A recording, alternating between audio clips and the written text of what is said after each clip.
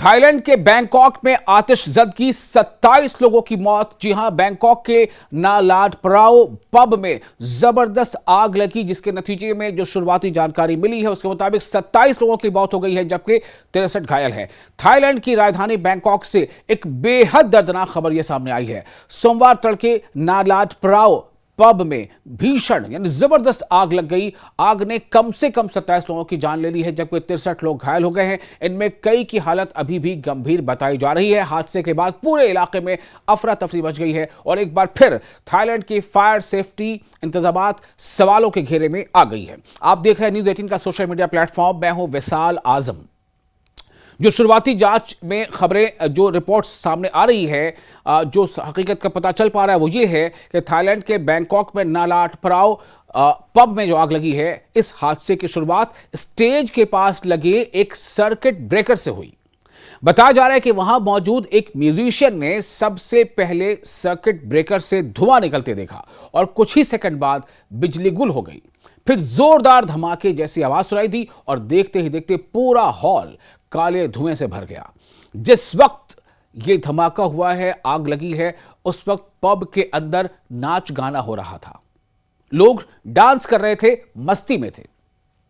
जो ऐनी शाहिदीन है यानी आई विटनेस, उनके मुताबिक अंधेरा और धुआं इतना घना था कि लोगों को एक दूसरे तक दिखाई नहीं दे रहा था।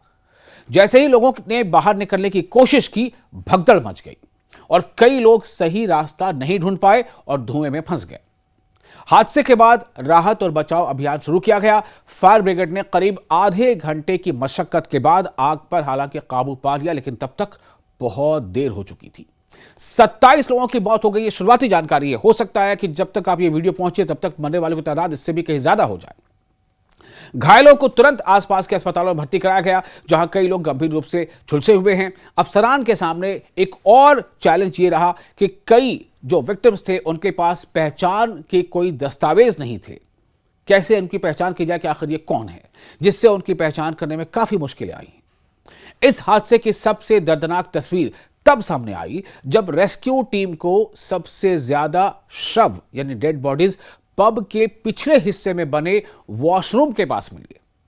शुरुआती अंदाजा यह है कि कई लोग धुएं से बचने के लिए उसी तरफ भागे थे, लेकिन उन्हें बाहर निकलने का रास्ता नहीं मिल सका।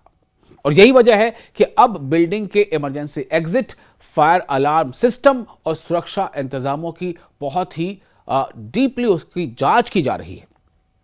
इस हादसे की जानकारी मिलते ही थाईलैंड के वजीर आजम प्रधानमंत्री अनुनित चानविराकुल मौके पर पहुंचे और हाई लेवल इंक्वायरी का उन्होंने ऑर्डर कर दिया।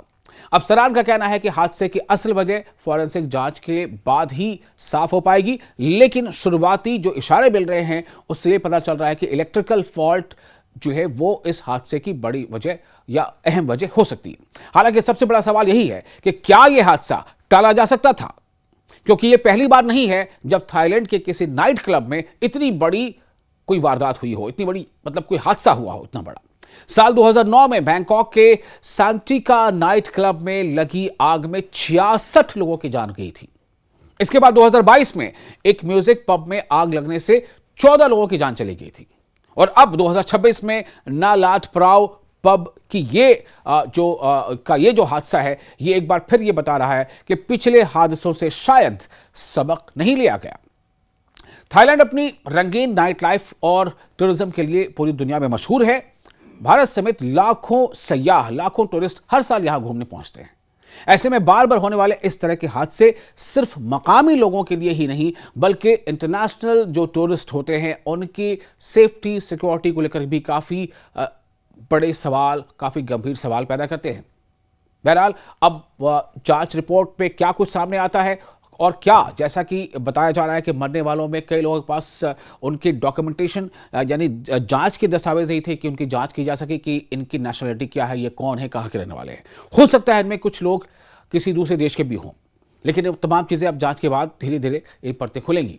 सभी की नज़र जांच रिपोर्ट पर है। सबसे अहम सवाल यही है कि क्या इस बार जिम्मेदार लोगों पर सख्त कार्रवाई होगी और फायर सेफ्टी नियमों को क्या सही में लागू किया जा सकेगा, या फिर ऐसे हादसे आने वाले वक्त में भी शायद और होते रहेंगे।